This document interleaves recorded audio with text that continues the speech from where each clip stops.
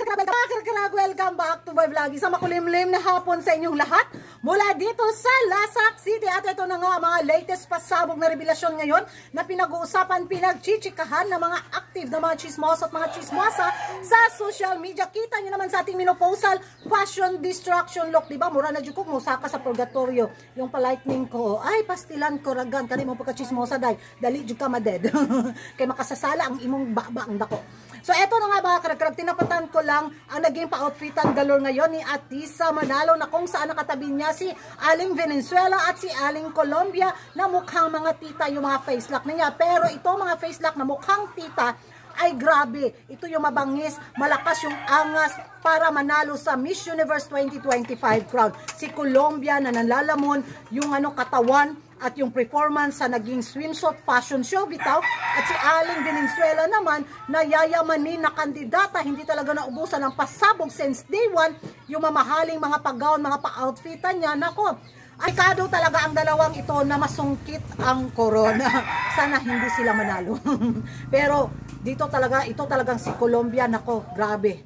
Ang lakas ng dating bitaw. So baka siya na yung makauwi sa pangatlong corona sa Miss Universe 2025 sa Colombia. Diba? Mag-party-party ang mga taga-Colombia. Pero eto na nga mga karagkarag, sa latest revelasyon ni Aling Mario, ang CEO ng Miss Universe Organization, na kung saan may pasabog siya na pa-orasyon Domingo Santo Galorna. Kung hindi nyo pa napanood dahil busy kayo sa kanyang pangkabayan showcase. What's the main what's the main quality that the organization is looking for in a winner? Definitely, we're trying to look for a woman that is holistic and integral, ¿verdad? That can be able to combine not only what she has in her heart, but also beauty within. And definitely someone that can be able to represent the whole universe. And that's something that we already have found in most of their candidates. Yes. At ang hinahanap namin yung very totoo, yung pag magsalita ay totoo. Kasi you can tell na kung pag magsasalita ay rehearsed or if it's coming from the heart. At this point man na nyo na yung top 30 na selyado na o parang nagdi-discuss pa kayo? Selyado na. Ay, ang bilis! Ang bilis! Yes. Kayo, ma'am? Ang bilis! Computerize eh.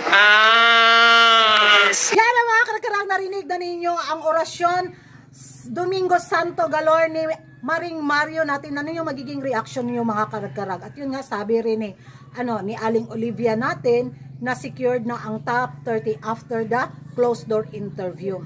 So, para naman sa akin so yung preliminary nito is na yung magiging score na mga kandidata kung may top 30 na sa closed door interview.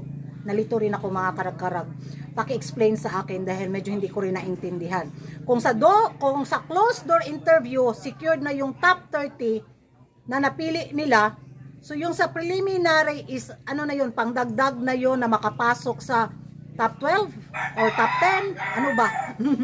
Comment down below mga karagkarag, paki-explain sa akin. Kung secured na ang top 30 sa closed door interview, kampante pa rin ako mga karagkarag, at malakas yung kutob ko ba na sure talaga makapasok si Atisa Manalo sa top 30 sa closed door interview na yun. Walang halong bitaw ka ba? So, hindi naman siguro ibibigyan ng score ng mga judges yung naging pa-outfit ni Atisa Manalo, kundi yung naman talaga, isasagot nila sa closed door interview na yun. Yun talaga naman yung importante. Wala naman sigurong scoring yung naging pa-outfitan nila, di ba? So sa taon na to, sabi nga ni Aling Olivia na secured na yung top 30 after the closed door interview, ay nako. Ang kailangan gawin na lang nito ni Atisa Manalo is lumaban siya ng patayan sa preliminary para secure na makapasok na siya sa highest placement sa next round ng Miss Universe 2025. Dito na talaga ibuhos ng team ni Atisa Manalo kung anong dapat na pasabog at mga kaikikan bitaw na dapat aangat si Atisa Manalo sa darating na final sa Miss Universe 2025. Kung secure na yung top 30 sa closed door interview, na kailangan na talaga magpabida-bida, kailangan na talagang ilabas ng team ng Miss Universe Philippines Organization ang bala or alas nila para makausad tayo sa next round ng Miss Universe 2025. This time talaga kailangan na talaga nilang maging lumaklak ng maraming tanduay, syoktong, kulapo, fighter para mabigyang ano ba, sigla ulit yung mga nadismayang mga fans bitaw.